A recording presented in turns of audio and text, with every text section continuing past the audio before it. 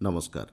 ଆକାଶବାଣୀ କଟକ ଆଞ୍ଚଳିକ ସମ୍ବାଦ ପଢ଼ୁଛନ୍ତି ମଳୟ ରଞ୍ଜନ ମିଶ୍ର। ରାଜ୍ୟସଭା ନିର୍ବାଚନ ପାଇଁ ଆଜି ମତଗ୍ରହଣ କରାଯିବ। ବିଧାନସଭା ଅଧିବେଶନ ଜାରି ରହିଥିଲେ ମଧ୍ୟ 54 ନମ୍ବର ପ୍ରକୋଷ୍ଠରେ ସକାଳ 9ଟାରୁ ଅପରାହ୍ନ 4ଟା ପର୍ଯ୍ୟନ୍ତ ଭୋଟ୍ ଗ୍ରହଣ କରାଯିବ। ଓଡ଼ିଶାରେ 4ଟି ଆସନ ପାଇଁ 5 ଜଣ ପ୍ରାର୍ଥୀ ରହିଛନ୍ତି। ସେମାନଙ୍କ ମଧ୍ୟରେ ବିଜେପିରୁ ମନମୋହନ ସାମଲ ଓ ସୁଜିତ କୁମାର, ବିଜେଡିରୁ ସନ୍ତୃପ୍ତ ମିଶ୍ର, କଂଗ୍ରେସ ଓ ବିଜେଡି ସମର୍ଥିତ ପ୍ରାର୍ଥୀ ଡାକ୍ତର ଦତ୍ତେଶ୍ୱର ହୋତା ଏବଂ ସ୍ୱାଧୀନ ଭାବେ ଦିଲ୍ଲୀପ ରାୟ ରହିଛନ୍ତି। କଟକ ଶ୍ରୀରାମଚନ୍ଦ୍ର ଭଞ୍ଜ ମେଡିକାଲ କଲେଜ ଓ ହସ୍ପିଟାଲର ଟ୍ରମା କେୟାର ଆଇସିୟୁ ୟୁନିଟ୍ରେ ଅଗ୍ନିକାଣ୍ଡ ଘଟିଛି। ଏଥିରେ 10 ଜଣ ରୋଗୀଙ୍କର ପ୍ରାଣହାନୀ ଘଟିଥିବା ବେଳେ 5 ଜଣଙ୍କର ଅବସ୍ଥା ଗୁରୁତର ଥିବା ଜଣାପଡ଼ିଛି। ପ୍ରାଥମିକ ସୂଚନା ଅନୁଯାୟୀ ବିଦ୍ୟୁତ୍ ସର୍ଟସର୍କିଟ୍ରୁ ନିଆଁ ଲାଗିଥିବା ଅନୁମାନ କରାଯାଉଛି। ଦମକଳ ବାହିନୀ ଘଟଣାସ୍ଥଳରେ ପହଞ୍ଚି ନିଆଁକୁ ଆୟତ୍ତ କରିଥିବା ଜଣାପଡ଼ିଛି। ମୁଖ୍ୟମନ୍ତ୍ରୀ ମୋହନ ଚରଣ ମାଝୀ ମେଡିକାଲରେ ପହଞ୍ଚି ପରିସ୍ଥିତିର ଅନୁଧ୍ୟାନ କରୁଛନ୍ତି। 2036 ମସିହାରେ ଓଡ଼ିଶା ଗଠନର ଶତବାର୍ଷିକୀ ପୂର୍ତ୍ତି ପାଳନ କରାଯିବ। ଏଥିପାଇଁ ସମୃଦ୍ଧ, ସମାବେଶୀ ଓ ଅଗ୍ରଣୀ ଓଡ଼ିଶା ଗଠନ ପାଇଁ ସାମୂହିକ ସଂକଳ୍ପ ନେବାକୁ ରାଜ୍ୟପାଳ ଡକ୍ଟର ହରିବାବୁ କମ୍ଭମପାଟି ଆହ୍ୱାନ ଦେଇଛନ୍ତି। ନୂଆଦିଲ୍ଲୀରେ ଆୟୋଜିତ ଓଡ଼ିଶା ପର୍ବ 2026ରେ ଗତକାଲି ଯୋଗଦେଇ ରାଜ୍ୟପାଳ କହିଛନ୍ତି, ଏହି ସମାବେଶ ଓଡ଼ିଶାର ଆତ୍ମା, ଚେତନା ଓ ସାଂସ୍କୃତିକ ସମୃଦ୍ଧିକୁ ପ୍ରଦର୍ଶନ କରିବାରେ ଏକ ମଞ୍ଚ ପ୍ରଦାନ କରିଛି। ସଂସ୍କୃତି ଓ ପ୍ରକୃତି ପ୍ରସଙ୍ଗ ଆଧାରରେ ଚଳିତ ବର୍ଷ ଏହି ସମାବେଶ ଅନୁଷ୍ଠିତ ହେଉଛି। ଗଞ୍ଜାମ ଜିଲ୍ଲା ପୁରୁଣାବନ୍ଧ ନିକଟ ଋଷିକୁଲ୍ୟା ମୁହାଣ ନିକଟରେ ଅଲିଭ୍ ରିଡ୍ଲେ ସାମୁଦ୍ରିକ କଇଁଛଙ୍କ ସମୂହ ଅଣ୍ଡାଦାନ ପ୍ରକ୍ରିୟା ଜାରି ରହିଛି। ଶନିବାର ଦିନ ପ୍ରଥମ ଦିନରେ ପ୍ରାୟ 10,200 କଇଁଛ ଅଣ୍ଡା ଦେଇଥିବା ବନ ବିଭାଗ ପକ୍ଷରୁ କୁହାଯାଇଛି।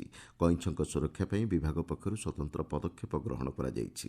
ଗତବର୍ଷ ପ୍ରଥମ ପର୍ଯ୍ୟାୟରେ 6,98,718 କଇଁଛ ଅଣ୍ଡା ଦେଇଥିବା ବେଳେ ଦ୍ୱିତୀୟ ପର୍ଯ୍ୟାୟରେ ପ୍ରାୟ 78,000 କଇଁଛ ଅଣ୍ଡାଦାନ କରିଥିବା ବନ ବିଭାଗ କହିଛି। ଭଦ୍ରକ ଜିଲ୍ଲାପାଳଙ୍କ କାର୍ଯ୍ୟାଳୟରେ କୃତ୍ରିମ ବୁଦ୍ଧିମତ୍ତା ଆଧାରିତ ଏକ ତାଲିମ କର୍ମଶାଳା ଅନୁଷ୍ଠିତ ହୋଇଯାଇଛି। ଇଲେକ୍ଟ୍ରୋନିକ୍ସ ଓ ସୂଚନା ପ୍ରଯୁକ୍ତି ବିଭାଗ ଏବଂ ଓକାକ୍ ପକ୍ଷରୁ ଆୟୋଜିତ ଏହି କର୍ମଶାଳାରେ ଜିଲ୍ଲାପାଳ ଦିଲ୍ଲୀପ ରାଉତରାୟ ଯୋଗଦେଇ ପ୍ରଶାସନିକ କାର୍ଯ୍ୟଧାରାରେ କୃତ୍ରିମ ବୁଦ୍ଧିମତ୍ତାର ପ୍ରୟୋଗ ଉପରେ ଆଲୋକପାତ କରିଛନ୍ତି।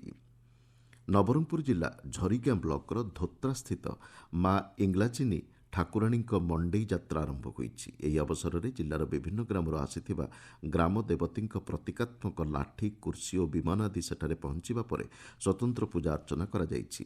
4 ଦିନ ଧରି ଚାଲିବାକୁ ଥିବା ଏହି ଯାତ୍ରାରେ ବହୁ ଶ୍ରଦ୍ଧାଳୁଙ୍କର ସମାଗମ ହେଉଛି। ନୂଆପଡ଼ା ଜିଲ୍ଲା ଖଡ଼ିଆଳସ୍ଥିତ ଆଦର୍ଶ ସ୍ନାତକ ମହାବିଦ୍ୟାଳୟରେ ଦିନିକିଆ ଜାତୀୟ କର୍ମଶାଳା ଅନୁଷ୍ଠିତ ହୋଇଯାଇଛି। ଯୁବବର୍ଗଙ୍କ ମଧ୍ୟରେ ଆକାଂକ୍ଷା ଏବଂ ପସନ୍ଦରେ ମଡେଲିଂର ଭୂମିକା ଶୀର୍ଷକ ଆଲୋଚନାଚକ୍ରରେ ମହାବିଦ୍ୟାଳୟର ମନୋବିଜ୍ଞାନ ବିଭାଗର ଅଧ୍ୟାପକ, ଅଧ୍ୟାପିକା ଓ ଛାତ୍ରଛାତ୍ରୀମାନେ ଯୋଗ ଦେଇଥିଲେ।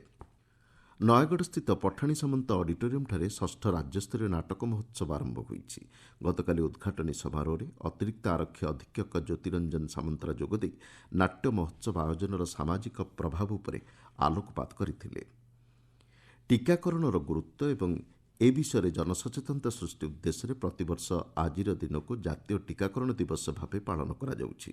ସମସ୍ତଙ୍କ ପାଇଁ ଟୀକାକରଣ ମାନବିକ ଭାବରେ ସମ୍ଭବ ବିଷୟବସ୍ତୁକୁ ନେଇ ଚଳିତ ବର୍ଷ ଏହି ଦିବସ ପାଳନ କରାଯାଉଛି। 1995 ମାର୍ଚ୍ଚ ମାସ 16 ତାରିଖରେ ଦେଶରେ ପ୍ରଥମ ଥର ପାଇଁ ପୋଲିଓ ଟୀକାକରଣ ଅଭିଯାନ ଆରମ୍ଭ କରାଯାଇଥିଲା।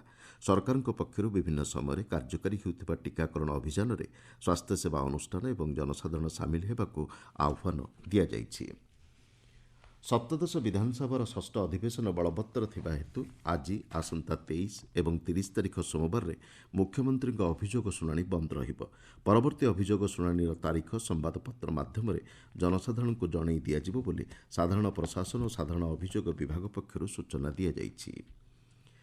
ବିଶ୍ୱପ୍ରସିଦ୍ଧ ପୁରୀ ରଥଯାତ୍ରାକୁ ଶୃଙ୍ଖଳିତ ଭାବେ ସମାପନ କରିବା ପାଇଁ ଅତିରିକ୍ତ ପୁଲିସ ମହାନିର୍ଦ୍ଦେଶକ ସୌମେନ୍ଦ୍ର ପ୍ରିୟଦର୍ଶୀ ଭିଡ଼ ନିୟନ୍ତ୍ରଣ ଏବଂ ସୁରକ୍ଷାର ସମୀକ୍ଷା କରିଛନ୍ତି।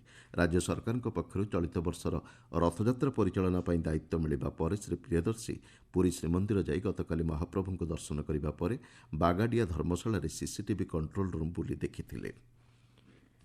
ପାଣିପାଗ ବିଭାଗର ସୂଚନା ଅନୁଯାୟୀ ଆସନ୍ତା 20 ତାରିଖ ପର୍ଯ୍ୟନ୍ତ ରାଜ୍ୟର ବିଭିନ୍ନ ସ୍ଥାନରେ କାଳବୈଶାଖୀ ଜନିତ ଝଡ଼, ବଜ୍ରପାତ ଏବଂ ପବନ ବହିବାର ସମ୍ଭାବନା ରହିଛି। ଗତକାଲି ବାରିପଦା ଏବଂ ଅନୁଗୁଳର ବିଭିନ୍ନ ଅଞ୍ଚଳରେ କାଳବୈଶାଖୀ ପ୍ରଭାବ ଦେଖିବାକୁ ମିଳିଛି। କନ୍ଧମାଳ ଜିଲ୍ଲାର ଉଦୟଗିରି, ରାଇକିଆ ଅଞ୍ଚଳରେ ଗତକାଲି ଅପରାହ୍ନରେ ପ୍ରାୟ 1 ଘଣ୍ଟା ଧରି ବଜ୍ରପାତ ଓ ପ୍ରବଳ କୁଆପଥର ବର୍ଷା ହୋଇଥିଲା। ଭୁବନେଶ୍ୱରସ୍ଥିତ ଆଞ୍ଚଳିକ ପାଣିପାଗ ବିଜ୍ଞାନ କେନ୍ଦ୍ର ପକ୍ଷରୁ ଆସନ୍ତା 24 ଘଣ୍ଟା ମଧ୍ୟରେ 13ଟି ଜିଲ୍ଲାକୁ କାଳବୈଶାଖୀ ଜନିତ ସତର୍କ ସୂଚନା ଜାରି କରାଯାଇଛି।